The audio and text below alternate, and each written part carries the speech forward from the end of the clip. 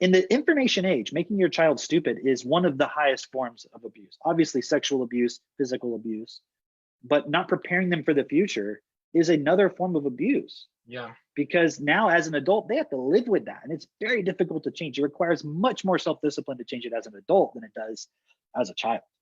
I mean, you think it's hard dealing with your children, but try to deal with them as a teenager or as an adult who then has all these responsibilities to deal with. And I think that's where the parents find themselves.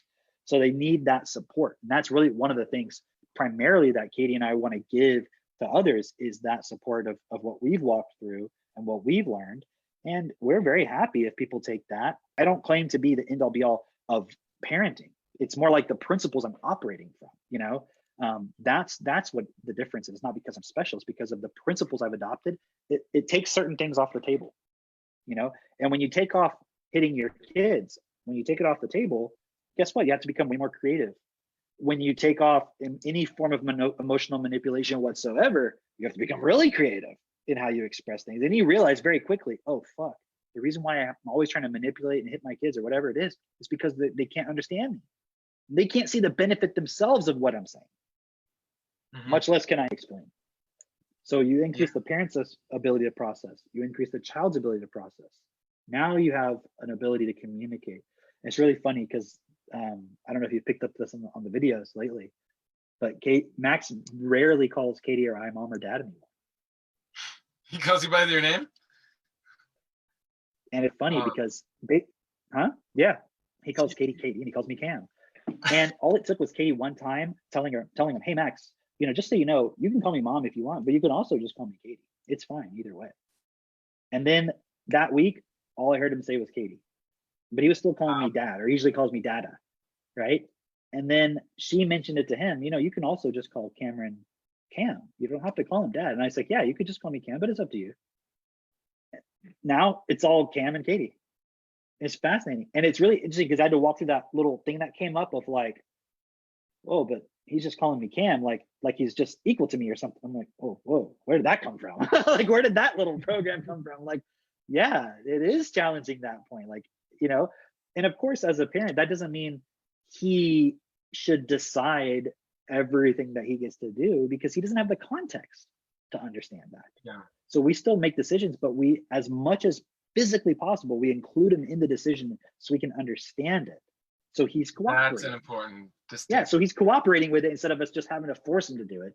Which one is more fun, cooperating or forcing? I mean, it's much more fun if the kid just cooperates, you know? And so you feel better about it, and you just don't have any of what most parents, I think, probably take for granted as like emotional meltdowns and temper tantrums and begging and fits and like fighting, and you know, like it just doesn't happen.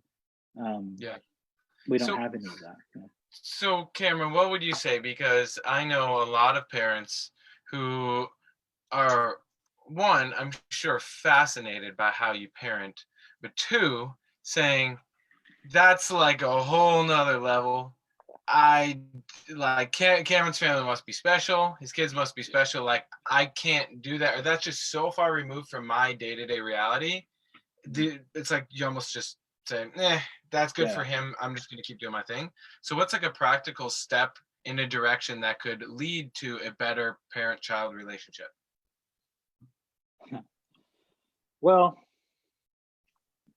it's as simple as starting with the points that you see are really giving you the most problems.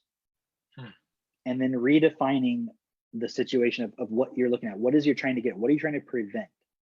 I wish there was an answer that was like, you know, okay, let's say you're a parent who just wants to like see Cameron and Katie as like amazing special people, but you know, I'm just the average parent. I just want to half-ass it. I just want all the results, but I don't really want to change or anything. Look, I'm sorry. Like maybe what we're talking about isn't for you. You know, like it's not easy.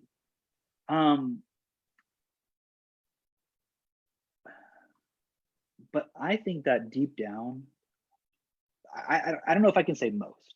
I'm just assuming most people deep down want to just like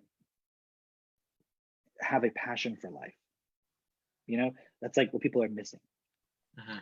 Maybe not everybody, maybe not most, maybe there's only a few, okay? But my goal, what I want to contribute to, is changing the system that's running education and economics and everything in our world. Because if there's people in this world who right now, let's say they can't hear me, or like, let's just say their education is so low and, you know, their environment is so poor, there's no way they could listen and take on and do the things I'm talking about.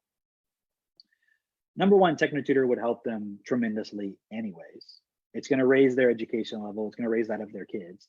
But even that aside, those people can be helped by alleviating the financial pressure that we're all feeling in that survival kind of mode and mentality.